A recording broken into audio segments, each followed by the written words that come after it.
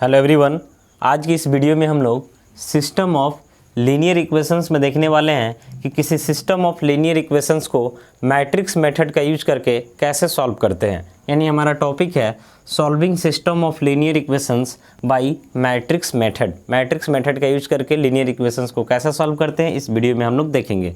तो दो क्वेश्चंस हम रखे हैं, एक क्वेश्चन आपका जो है डबल वेरिएबल में है और एक क्वेश्चन जो है ट्रिपल वेरिएबल में है। तो इन दोनों क्वेश्चन को जो है इस वीडियो में हम सॉल्व करेंगे। एकदम कंसंट्रेट होकर देखिएगा, इसके बाद इस टाइप का कोई भी क्वेश्चन सॉल्व करिएगा आपको कोई दिक्कत नहीं होना चाहिए। तो देखिए, सबसे पहले जान लीजिए कि अगर डबल वेरिएबल में हम बात करते हैं सिस्टम ऑफ लीनियर इक्वेशंस का, तो उसका जो स्टैंडर्ड फॉर्म होता है, अगर हम डबल वेरिएबल में लिखते हैं सिस्टम ऑफ लीनियर इक्वेशन, तो उसका स्टैंडर्ड फॉर्म हो जाता है a1x plus b1y equal c1, पहला इक्वेशन हो जाएगा। और दूसरा क्या हो जाएगा, तो a2x plus b2y equal c2। ठीक है, इसमें हम तीन मैट्रिक्स को सपोज करते हैं। पहला मैट्रिक्स a है, इसको क्या मानते हैं, तो a1, फिर यहाँ से b1 ले लेते हैं, फिर यहाँ से a2 b2। दूसरा मैट्रिक्स यहाँ पे हम लोग b सपोज करते हैं, इसमें क्या लेते हैं, तो c1 लेते हैं और क्या लेते हैं, c2 लेते हैं। और तीसरा मैट्रिक्स x सपोज करते हैं, इसमें क्या लेते हैं, तो xy लेते हैं। ठीक है, इसके बाद हम लोग लिखते हैं यहाँ पे कि ax जो है, ax यानी मैट्रिक्स a और मैट्रिक्स x का प्रोडक्ट जो है ऑलवेज किसके इक्वल आता है, x के इक्वल आता है। अगर हम बात करते हैं ट्रिपल वेरिएबल का, तो ट्रिपल वेरिएबल में एक साथ तीन इक्वेशन देखने को मिलेगा। पहला है a1x plus b1y plus c1z equal d1। दूसरा है a2x plus b2y plus c2z equal d2। और तीसरा किस फॉर्मेट में रहना चाहिए, तो a3x plus b3y plus c3z equal d3। ठीक है, इसमें भी हम लोग सपोज करते हैं तीन मैट्रिक्स। पहला मैट्रिक्स a मानते हैं, क्या इसको प्रीवियस वीडियो से आपको पता होना चाहिए, a1 b1 c1। दूसरा a2 b2 c2, फिर मानते हैं a3 b3 c3। इसके बाद इसमें हम एक मैट्रिक्स क्या मानते हैं, तो b मानते हैं। तो b जो मानते हैं, इसमें क्या आता है हमारा, तो d1 आता है, d2 आता है, d3 आता है। 3/1 के ऑर्डर में इसको लिखे हैं। और मैट्रिक्स x को भी 3/1 के ऑर्डर में लिखते हैं, तो x y z आता है। यहाँ भी आप मैट्रिक्स a और मैट्रिक्स x का प्रोडक्ट कर दीजिएगा, तो किसके इक्वल आता है, तो b के इक्वल आता है। अब बात बनता है कि कब हम लोग सॉल्व करते हैं और कब सॉल्व नहीं करते हैं। तो आपको पता होना चाहिए कि जब भी यूनिक सॉल्यूशन होता है, यूनिक सॉल्यूशन का मतलब एक सॉल्यूशन होता है, तो हम लोग सॉल्व करते हैं, अदरवाइज सॉल्व नहीं करते हैं। तो किसी सिस्टम ऑफ लीनियर इक्वेशंस को जब हम लोग चेक करते हैं, तो कभी उसके पास यूनिक सॉल्यूशन आता है, कभी उसके पास नो सॉल्यूशन आता है, कभी उसके पास इनफाइनाइट सॉल्यूशन आता है। नो सॉल्यूशन आता है, देन हम लोग सॉल्व नहीं करते हैं। ठीक है, इनफाइनाइट सॉल्यूशन आता है तो भी सॉल्व नहीं करते हैं। एक ही केस में सॉल्व करते हैं, कब, जब यूनिक सॉल्यूशन आता है। तो आपको ध्यान रखना है कि एग्जाम में कभी कभी क्वेश्चन देता है, तो उसमें बोलता है कि पहले कंसिस्टेंसी चेक कर लीजिए, कितना सॉल्यूशन है चेक कर लीजिए, अगर यूनिक है देन सॉल्व करिए। तो उस सिचुएशन में आपको चेक करके तो सॉल्व करना होगा। और कभी कभी सीधे चेक करके क्वेश्चन में दिया रहता है, तो फिर आपको विशेष चेक करने की जरूरत नहीं होगा, सीधे डिटर्मिनेंट ऑफ ए पे काम हो जाएगा। तो सबसे पहले यहाँ जान लीजिए, थोड़ा एक्सप्लेन कर देते हैं प्रीवियस कंसेप्ट को, फिर आते हैं क्वेश्चन में। पहला केस है कि अगर हम डिटर्मिनेंट ऑफ ए निकालते हैं और इक्वल आता है नॉट इक्वल 0। ठीक है, यानी determinant of A not equal 0, तो उस सिचुएशन में देख रहे हैं ना, डिटर्मिनेंट ऑफ ए यहाँ से मिलेगा, फिर यहाँ से भी डिटर्मिनेंट ऑफ ए निकाल सकते हैं, डबल वेरिएबल हो या फिर ट्रिपल वेरिएबल हो। तो पहले डिटर्मिनेंट ऑफ ए निकाल लेना है। अगर नॉट इक्वल 0 आता है, तो इस सिचुएशन में इन्वर्स एग्जिस्ट करेगा, और इन्वर्स एग्जिस्ट करेगा तो कैसा सोल्यूशन मिलता है, तो आपका यूनिक सोल्यूशन मिलता है। क्या मिलता है, यूनिक सोल्यूशन। अगला केस बनता है कि डिटर्मिनेंट ऑफ ए मान लेते हैं कि किसके इक्वल आ गया, तो 0 के इक्वल आ गया।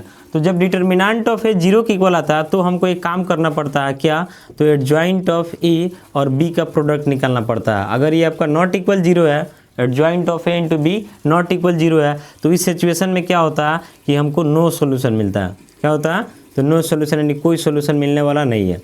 फिर इसके बाद एक और सिचुएशन इसमें कि अगर adjoint of A into B का प्रोडक्ट जो है 0 के इक्वल आ जाता है, तो इस सिचुएशन में हमको क्या मिलता है, तो इनफाइनाइट सॉल्यूशन मिलता है। क्या मिलता है, infinite solution.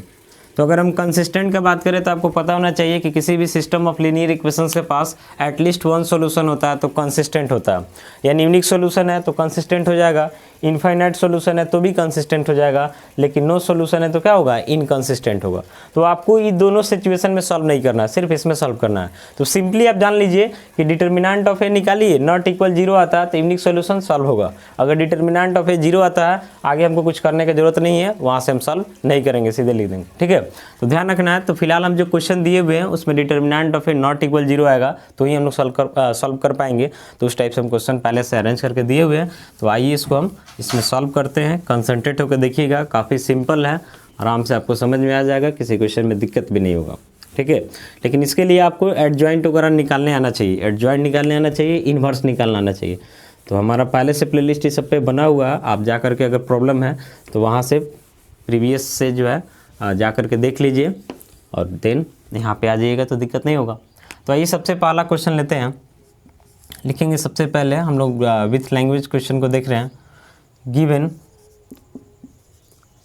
System of equations, system of equations दिया हुआ, पहला क्या है तो 2x माइनस वाई इक्वल -2 है, एंड दूसरा क्या है तो 3x प्लस 4y इक्वल 3 है। इसमें हम लोग 3 मैट्रिक्स मानते हैं। सबसे पहले मैट्रिक्स ए मानते हैं। ये भी देखना होगा कि क्वेश्चन स्टैंडर्ड फॉर्म में है कि नहीं है तो उस फॉर्मेट में कन्वर्ट करना होगा। तो डबल वेरिएबल का स्टैंडर्ड फॉर्म का बात करें तो a1x plus b1y equal c1 के फॉर्म में इक्वेशन होना चाहिए, नहीं है तो कन्वर्ट करेंगे। और दूसरा a2x प्लस b2y इक्वल क्या c2, तो फिलहाल इस फॉर्मेट में है। तो देखिए यहाँ a1 का वैल्यू पहले इक्वेशन से, b1 भी पहले इक्वेशन से, c1 भी पहले इक्वेशन से, ऐसा ही a2 b2 c2 दूसरे इक्वेशन से। तो मैट्रिक्स ए के लिए a1 b1 लिखते हैं तो 2 और इसका कोफिशिएंट क्या दिख रहा है -1, फिर यहाँ a2 b2 तो 3 4 हो जाएगा, 3 4, ये हमारा मैट्रिक्स ए हो गया। अब आते हैं b लिखने के लिए तो c1 c2, तो c1 -2 है और c2 क्या है 3 है। फिर आते हैं हम x लिखने के लिए तो डबल वेरिएबल है तो x y लिखेंगे। अब चाहे कोई भी हो, आगे हम लिखेंगे कि it can be written in the form of ax equal to b, यानी a और x का प्रोडक्ट कर दीजिएगा, b के इक्वल आएगा, इसमें से कहीं कोई डाउट नहीं है। इसके बाद हम लोग लिखेंगे नाउ, अब निकालेंगे डिटर्मिनेंट ऑफ a, तो हो जाएगा डिटर्मिनेंट ऑफ 2 -1 3 4। एक्सपेंड करते हैं तो 2 4 जा क्या हो जाएगा 8 -1 और 3 मल्टीप्लाई करके क्या हो जाएगा -3, तो 8 माइनस प्लस 3 यानी कितना आ जाएगा तो 11 आ जाएगा, जो कि नॉट इक्वल 0 है। क्या है तो नॉट इक्वल 0 लिखेंगे। Since determinant of A not equal 0, और determinant of A not equal 0 होता है तो उस सिचुएशन में इन्वर्स एग्जिस्ट करता है, यानी यूनिक सॉल्यूशन होगा। लिखेंगे therefore it has a unique solution, इसके पास सॉल्यूशन कैसा होगा तो यूनिक सॉल्यूशन होगा। अब इसके बाद सॉल्व करने के लिए प्रीवियस वीडियो में हम फॉर्मूला बताए थे कि फॉर्मूला हम लोग क्या यूज़ करते हैं इसको सॉल्व करने के लिए, तो x equal to A inverse B, यही फॉर्मूला यूज़ करते हैं, x equal to A inverse B. इसी से हमारा जो वेरिएबल्स है उसका आंसर निकल जाएगा। तो सबसे पहले देखिए कि यहाँ पे हमको ए इन्वर्स का जरूरत पड़ने वाला है, और किसका जरूरत पड़ने वाला है तो बी का, तो बी तो पहले से दिया हुआ। तो आपको पता होना चाहिए कि इन्वर्स अगर हम लोग फार्मूला से यूज़ करते हैं, इन्वर्स फार्मूला से निकालते हैं, तो ए इन्वर्स का फार्मूला होता है adjoint of A by determinant of A. तो डिटर्मिनेंट ऑफ ए ऑलरेडी हम इवेल्युएट कर चुके हैं, यानी एडजॉइंट ऑफ ए हमको निकालना होगा। एक चीज़ ये भी जान लीजिए कि अगर आपके पास कोई मैट्रिक्स जो है 2/2 ऑर्डर का है, मान लेते हैं 3 है 4 है 7 है 8 है, आप चाहते हैं कि इसका हम एडजॉइंट निकालना, ये भी हम प्रीवियस वीडियो में बताएं एडजॉइंट वाले में, तो डायरेक्ट भी लिखा जा सकता है 2/2 में। कैसे लिखा जाएगा तो यहाँ जो प्रिंसिपल डायगोनल का एलिमेंट होता है ना, इसको हम लोग इंटरचेंज कर देते हैं, यानी 8 यहाँ आ जाता है और 3 यहाँ जाता है, दोनों एलिमेंट आपस में इंटरचेंज हो जाता है। और नॉन प्रिंसिपल डायगोनल एलिमेंट का साइन बदल देते हैं, तो ये +4 है तो -4 हो जाएगा, ये +7 है तो -7, और डायरेक्ट हम लोग एडजॉइंट लिख लेते हैं। तो 2/2 में हम डायरेक्ट काम कर लेंगे, बट 3/3 में हमको निकालना होगा। तो इतना पहले आप देख लिए। अब हम आते हैं ए इन्वर्स में सीधे, तो लिखेंगे आगे हम, ये हमको रखना पड़ेगा क्योंकि हमको ए इन्वर्स निकालना है, तो वहाँ पर चाहिए हमको। तो फिलहाल इतना हम क्लीन करते हैं। देखिए इतना काम करने के बाद हमको निकालना है ए इन्वर्स। लिखेंगे आगे, नाउ इक्वेशंस रखे हैं चूँकि इससे वैल्यू देखना है, ए इन्वर्स इक्वल फार्मूला क्या है, तो adjoint of A by determinant of A.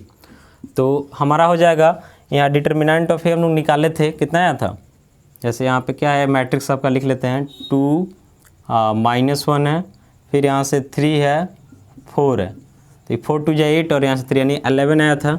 तो 1 बाई डिटर्मिनेंट ऑफ ए 11 हो जाएगा। अच्छा, एडजॉइंट के लिए क्या बोले हैं कि प्रिंसिपल डायगोनल के एलिमेंट को इंटरचेंज कर लेना है, तो यहाँ पे 4 हो जाएगा और यहाँ पे क्या हो जाएगा 2, और इसका साइन बदल लेना है, तो -1 है तो +1 हो जाएगा, और ये +3 है तो क्या हो जाएगा -3, यानी डायरेक्ट 2/2 ऑर्डर में लिखा जा सकता है। अब 1/11 से सारे एलिमेंट में मल्टीप्लाई हो जाएगा मैट्रिक्स के प्रॉपर्टी से, तो क्या हो जाएगा यहाँ पे 4/11, फिर यहाँ 1/11, -3/11 और 2/11, यानी हमारा ये क्या हो गया, तो ए इन्वर्स हो गया। अब ए इन्वर्स हो गया तो इसके बाद हमको क्या करना है, तो x = a इन्वर्स b पे काम करना है। तो लिखेंगे सिंस x किसके इक्वल है, तो a इन्वर्स इंटू b। तो आगे बढ़ाते हैं x को, तो x का वैल्यू हमारा था xy 2/1 ऑर्डर में है, इक्वल टू a इन्वर्स, तो a इन्वर्स हमारा क्या है, तो 4/11, 1/11, -3/11, 2/11 इंटू b। तो मैट्रिक्स b का जो वैल्यू था हमारे पास -2 3 था, क्या था, -2 3। अब क्या करेंगे, इन दोनों मैट्रिक्स का हम प्रोडक्ट निकालेंगे। तो प्रोडक्ट निकालने के लिए फर्स्ट रो जो है फर्स्ट कॉलम के साथ मल्टीप्लाई होगा, तो मल्टीप्लाई करिएगा तो क्या हो जाएगा, 4/11 हो जाएगा इंटू -2 हो जाएगा, प्लस 1/11 हो जाएगा इंटू 3 हो जाएगा। फर्स्ट रो फर्स्ट कॉलम के साथ मल्टीप्लाई हो गया। अब क्या करेंगे, सेकेंड रो सेकेंड कॉलम के साथ मल्टीप्लिकेशन पता होना चाहिए आपको कैसे करते हैं, तो -3/11 इंटू क्या हो जाएगा, -2 प्लस 2/11 इंटू 3 हो जाएगा। अब इसको हमको सॉल्व करना है, ध्यान से देखिएगा। तो ये मल्टीप्लाई होगा तो -8/11 हो जाएगा, प्लस कितना हो जाएगा 3/11। फिर यहाँ आगे बढ़िएगा तो ये हो जाएगा माइनस माइनस प्लस, यानी 6/11 प्लस 3 2 जा 6/11। अब इसको ऐड करते हैं हम, तो ऐड करते हैं, यहाँ पे लिखते हैं आगे, देखिएगा ध्यान से, यानी हमारा हो जाएगा x = था ना a इन्वर्स b, तो x का वैल्यू xy है, और इसको जब ऐड करिएगा ना तो ये क्या हो जाएगा, 3 में से 8 घटेगा, डिनोमिनेटर सेम है, तो -5/11 हो जाएगा। यहाँ पे आएगा तो 6 कितना हो जाएगा, 12/11। अब इतना काम करने के बाद देख रहे हैं ना, ये भी 2/1 ऑर्डर का है, वो भी 2/1 ऑर्डर का है। तो जब दो मैट्रिक्स सेम होता है तो उसका कोरस्पॉन्डिंग एलिमेंट सेम होता है। तो जब दोनों तरफ इक्वेट करेंगे तो x का वैल्यू -5/11, y का वैल्यू 12/11। तो अंत में लिखेंगे हेंस x का वैल्यू क्या मिला, तो -5/11 मिला, एंड y का वैल्यू क्या मिला, तो 12/11। यही हमारा आंसर हो गया। ठीक है, यानी हम लोग क्या किए हैं, सबसे पहले a इन्वर्स को निकाल लिए हैं और b के साथ प्रोडक्ट कर लिए हैं, उसके बाद इक्वेट करके x और y इवेल्युएट कर लिए हैं। आइए ट्रिपल वेरिएबल वाला भी देखते हैं, ध्यान से देखिएगा। ट्रिपल वेरिएबल भी कुछ अलग नहीं है। ट्रिपल वेरिएबल में थोड़ा सा यही काम आपको करना होगा कि उसमें एडजॉइंट के लिए कुछ वर्क करना पड़ेगा, और इन एडजॉइंट जब निकल जाएगा तो इन्वर्स निकालने में तो कोई झंझट नहीं है, एकदम सिंपली इन्वर्स निकल जाएगा। और उसके बाद फिर हम लोग x = a इन्वर्स b का फॉर्मूला यूज करेंगे और आसानी से जो है उसको सॉल्व कर लेंगे। तो आइए ट्रिपल वेरिएबल भी एक बार देखते हैं, कंसंट्रेट होकर देखिएगा। ट्रिपल वेरिएबल में हमारे पास दिया हुआ सिस्टम ऑफ इक्वेशंस लिखेंगे, यहाँ से given system of equations, given system of equations. सबसे पहला है 2x - 3y + 5z = 11, फिर है 3x + 2y - 4z = -5, and x + y - 2z = -3। ठीक है, इससे हम लोग 3 मैट्रिक्स को लिखते हैं। तो आपको पता होना चाहिए कि अगर ट्रिपल वेरिएबल में है तो ट्रिपल वेरिएबल के लिए क्या होता है स्टैंडर्ड फॉर्म, तो पहला इक्वेशन किस फॉर्म में होना चाहिए, तो a1x + b1y + c1z = d1। दूसरा इक्वेशन जो है a2x + b2y + c2z = d2, और तीसरा का फॉर्मेट क्या होना चाहिए, तो a3x + b3y + c3z = d3। ठीक है, इससे हम लोग 3 मैट्रिक्स को लिखते हैं। तो सबसे पहला मैट्रिक्स हम लोग a लिखते हैं, तो जब a लिखते हैं तो क्या होता है, a1 b1 c1, a2 b2 c2, a3 b3 c3, यानी 3/3 ऑर्डर का स्क्वायर मैट्रिक्स लिखते हैं। तो पहले इक्वेशन से a1 b1 c1 मिल जाएगा, तो ये हो जाएगा 2 -3 5। दूसरे से a2 b2 c2, तो 3 हो जाएगा, 2 हो जाएगा -4, और तीसरे से a3 b3 c3, तो 1 1 -2 ये हो गया हमारा। ए के बाद हम लोग किसको लिखते हैं, तो बी को। तो D1 D2 D3 यानी क्या हो जाएगा 11 -5 -3, 11 -5 -3, ठीक है। लिखने में ध्यान रखना है, कहीं भी माइनर मिस्टेक भी नहीं होना चाहिए, नहीं तो फिर पता चलेगा कि आगे आपका सारा मेहनत बेकार चला जाएगा। ये हमारा x हो गया, ठीक है। इतना काम करने के बाद अब हम लिखेंगे कि it can be written in the form of ax equal to b। इसमें से कोई डाउट नहीं है, मैट्रिक्स ए और मैट्रिक्स x का प्रोडक्ट कीजिएगा, ऑलवेज b के इक्वल आएगा। इतना काम करने के बाद हम लोग सीधे आ जाएंगे डिटर्मिनेंट ऑफ ए, तो हो जाएगा डिटर्मिनेंट ऑफ 2 -3 5 3 2 -4 1 1 -2। आइए इसको एक्सपेंड करते हैं R1 से। तो जब एक्सपेंड करेंगे तो साइन के बारे में बात करेंगे, तो यहाँ पे क्या हो जाएगा, प्लस हो जाएगा, माइनस हो जाएगा, प्लस हो जाएगा। तो आइए सबसे पहले यहाँ पे हमको क्या मिल रहा है, तो 2 मिल रहा। 2 एक्सपेंड करना आना चाहिए आपको। फर्स्ट रो फर्स्ट कॉलम को छोड़िएगा तो 2 से -2 में मल्टीप्लाई होगा तो -4, फिर यहाँ माइनस फॉर्मूला में रहता है -4 और 1 मल्टीप्लाई होकर -4, तो माइनस माइनस +4 हो जाता है। इसके बाद माइनस, फिर यहाँ -3 आ जाएगा into first row second column को छोड़ेंगे तो 3 2 जा -6 और ये +4 हो जाएगा, यानी -6 + 4। एक्सपेंड आप खुद से भी कर सकते हैं। +5 है तो फर्स्ट रो थर्ड कॉलम को छोड़ेंगे तो 3 1 जा 3 -2 हो जाएगा, 3 -2 हो जाएगा। आगे बढ़ाते हैं इसको, तो देख रहे नहीं तो कट के यहाँ पे क्या कर देगा, 0 कर देगा। अच्छा ये 4 में से 6 माइनस करिएगा तो -2 क्या होगा, इससे इसको माइनस कीजिएगा -2 और ये माइनस माइनस +3 हो जाएगा, ठीक है। तो 3 और -2 मल्टीप्लाई होकर -6 दे देगा। 3 से 2 माइनस कीजिएगा तो 1, 1 से 5 में तो 5।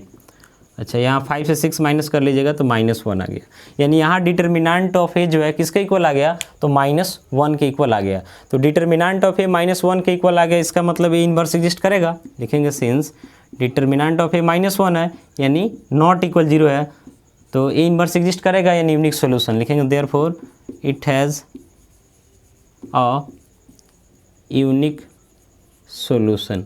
अब हमको क्या करना होगा, तो अब हमको जो फार्मूला है x equal to A inverse B उस पर काम करना होगा। तो ए इनवर्स निकालने के लिए हमको क्या चाहिए, एडजॉइंट ऑफ ए चाहिए। तो इसके बाद हम पहले एडजॉइंट ऑफ ए निकालते हैं, ध्यान से देखिएगा।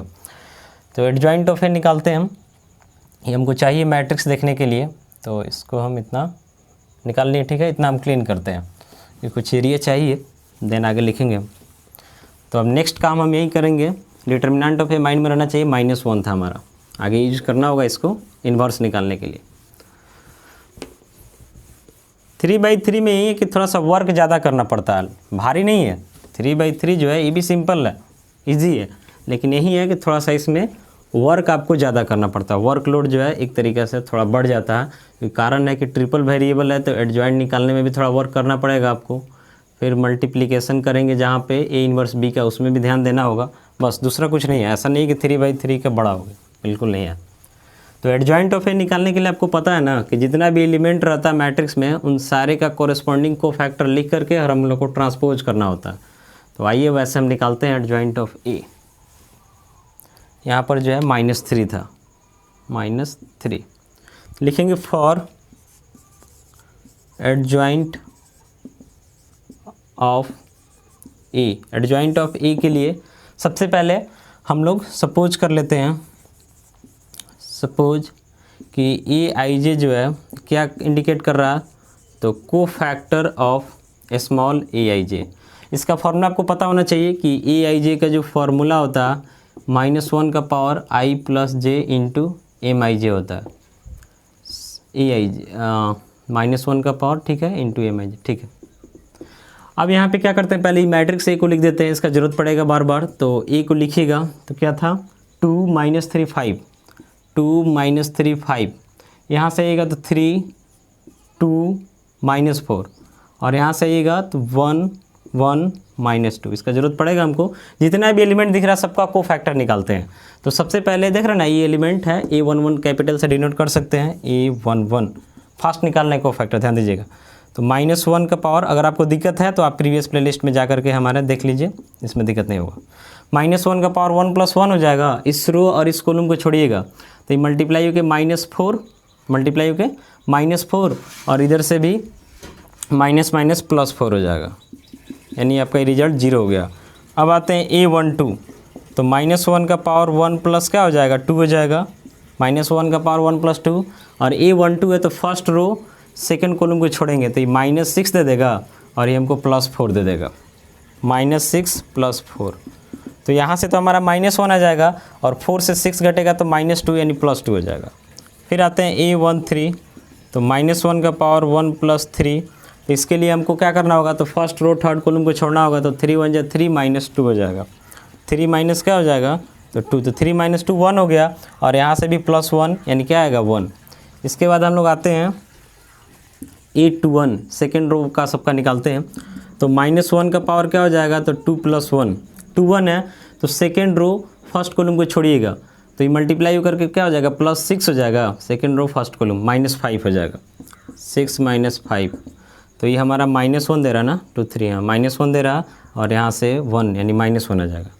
फिर A22 का बात करते हैं, तो -1 का पावर 2 + 2, 2 है तो सेकेंड रो सेकेंड कॉलम छोड़ेंगे तो ये मल्टीप्लाई के -4 -5, -4 -5 तो -9 हो जाएगा और यहाँ से +1 यानी -9 आ जाएगा। फिर आते हैं A23, तो -1 का पावर क्या हो जाएगा 2 + 3 हो जाएगा, 2 3 है तो सेकेंड रो थर्ड कॉलम तो 2 1 = 2 आई +3 हो जाएगा, ठीक है। तो यहाँ तो -1 आएगा सॉल्व कीजिएगा तो, और ये 5 यानी -5 हो जाएगा। इसके बाद हम लोग आते हैं 31 में, तो -1 का पावर 3 + 1 हो जाता है, तो third row first column, third row first column, तो यहाँ से मल्टीप्लाई करके 12 - 10 हो जाएगा, 12 - 10, तो 12 - 10 कीजिएगा तो 2 आएगा और ये +1 ही देगा तो 2 हो जाएगा। इसके बाद आते हैं A32, तो -1 का पावर 3 + 2, 32 है, third row second column, third row second column, तो 2 से -4 तो -8 और ये -15, -8 -15 तो ये -23 हो जाएगा और यहाँ से भी -1 यानी +23। अंत में एक और निकालना है A33, तो -1 का पावर 3 + 3 हो जाएगा और 3 3 है थर्ड रो थर्ड कॉलम छोड़ेंगे तो 2 2 = 4 और +9 हो जाएगा, 3 3 = 9 माइनस है ना, माइनस माइनस +9, तो 9 4 13 और यहाँ पे +1 आ रहा है नहीं 13 हो जाएगा, ठीक है। तो हम क्या किए सबका जो है कॉरेस्पॉन्डिंग को फैक्टर निकालिए। अब लिखेंगे देयरफॉर एडजॉइंट ऑफ ए, तो एडजॉइंट ऑफ ए के लिए पहले सारे एलिमेंट को रखते हैं, तो A11 क्या आया 0, इसके बाद 2 आया है, इसके बाद 1 आया है। फिर आते हैं A21 तो -1, A22 तो -9, A23 तो -5। फिर आते हैं A31 तो 2 हो जाएगा, A32 तो 23 और A33 तो 13, और इसका हम लोग क्या करते हैं ट्रांसपोज करते हैं।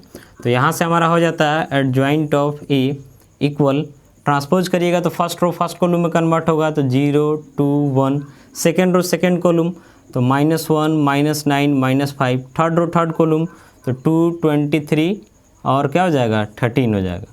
हमारा एडजॉइंट ऑफ ए निकल गया। समझिए एडजॉइंट ऑफ ए में ही ज़्यादा वर्क करना था, अब इसके बाद कोई झंझट नहीं है, अब हम आराम से ए इन्वर्स निकाल सकते हैं। तो लिखेंगे ए इन्वर्स के लिए, इतना काम समझ गए आप, आगे बढ़ते हैं। तो ए इन्वर्स के लिए फॉर्मूला होता है adjoint of A by determinant of A, तो उसका यूज करके पहले हम ए इन्वर्स निकालते हैं देन आगे बढ़ेंगे।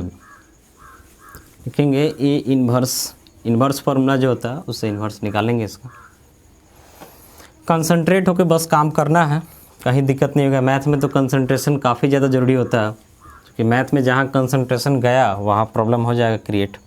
तो लिखेंगे since A inverse equal to क्या होता है, तो एडजॉइंट ऑफ ए बाई होता है आपका डिटर्मिनेंट ऑफ ए। तो आगे बढ़ेंगे तो ए इन्वर्स हो जाएगा हमारा ये 1 बाई, इसको लिखा जा सकता है determinant of A into adjoint of A, तो हो जाता है A inverse equal to 1 by determinant of A निकाले थे तो -1 आया था इंटू एडजॉइंट ऑफ ए क्या है तो 0 -1 2 2 -9 23 1 -5 13।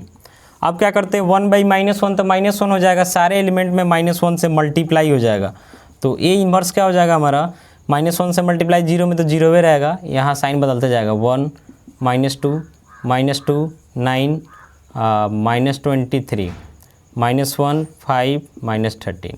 साइन सबका बदल जाएगा क्योंकि -1 से मल्टीप्लाई हुआ है। ठीक है, एक बार चेक कर लेते हैं। ठीक है, -1 हो गया, 5 हो गया। ठीक है, ये इन्वर्स हमारा निकल गया। अब आपके पास जो फॉर्मूला है, लास्ट फार्मूला यहाँ पे कि x इक्वल टू क्या होता है, तो a इन्वर्स b, यहीं से हमारा अब आंसर तैयार हो जाएगा। तो x का वैल्यू हम अंत में रखेंगे, पहले a इन्वर्स रखते हैं। तो 0 है, 1 है, -2 है, फिर -2 है, 9 है, -23 है, -1 है, 5 है, -13 है, इंटू हमारे पास जो b है, तो b का वैल्यू क्या है, d1 d2 d3 यानी 11 -5 -3। अब कंसंट्रेट होकर मल्टीप्लाई कर देना है कि गड़बड़ ना हो। तो देखिए फर्स्ट रो फर्स्ट कॉलम के साथ, तो 0 से 11 मल्टीप्लाई होगा 0, प्लस 1 से -5 होगा तो -5, प्लस -2 से -3 होगा तो क्या हो जाएगा, +6 हो जाएगा। सेकेंड रो फर्स्ट कॉलम, तो -2 से 11 में तो -22, 9 से -5 में तो -45, और -23 से -3 में तो प्लस क्या हो जाएगा, 3 3 9 2 3 यानी 69। फिर थर्ड रो फर्स्ट कॉलम, तो -1 से 11 में तो -11, 5 से -5 में तो -25, और -13 से -3 में तो +39। अगर आपको मल्टीप्लिकेशन में दिक्कत है तो इसके लिए हम आपको बोले हैं प्रीवियस वीडियो जा करके देख लीजिए, क्योंकि पीछे का चीज़ कंप्लीट होगा तभी आगे समझ में आएगा। अब यहाँ 0 है, -5 से x सॉल्व करिएगा 1 आ जाएगा। यहाँ ही दोनों माइनस में ऐड करिएगा तो कितना आएगा, 47 और ये 67, और यहाँ 69 है, घट जाएगा तो 2 हो जाएगा। यहाँ ही दोनों को ऐड कीजिएगा तो क्या हो जाएगा, 36 हो जाएगा माइनस में, और ये घट जाएगा तो 3 आ जाएगा। तो आपको पता है कि x जो है किस ऑर्डर का है, तो 3/1 ऑर्डर का है। तो अंत में अब हम लिखेंगे x को हम सपोज किए हैं, x में जो एलिमेंट था XYZ था, ट्रिपल वेरिएबल, और इन तीनों का हमको आंसर डालना था। तो लास्ट में हम लिखेंगे x का वैल्यू डाल देंगे, इम्प्लाइज दे करके लिखेंगे यहाँ से कि x जो है x का जो वैल्यू है XYZ, ठीक है, इक्वल टू इधर सॉल्व किए तो क्या है 1 2 3।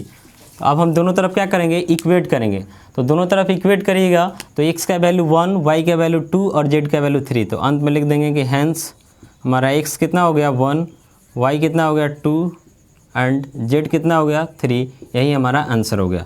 तो इस वीडियो में हम लोग देखे हैं कि किसी सिस्टम ऑफ लीनियर इक्वेशंस को मैट्रिक्स मेथड से कैसे सॉल्व करते हैं। डबल वेरिएबल हो तो भी सॉल्व करके देखे हैं, ट्रिपल वेरिएबल हो तो भी सॉल्व करके देखे हैं, कब सॉल्व करते हैं कब नहीं करते, सारा चीज़ को हम लोग देखे हैं।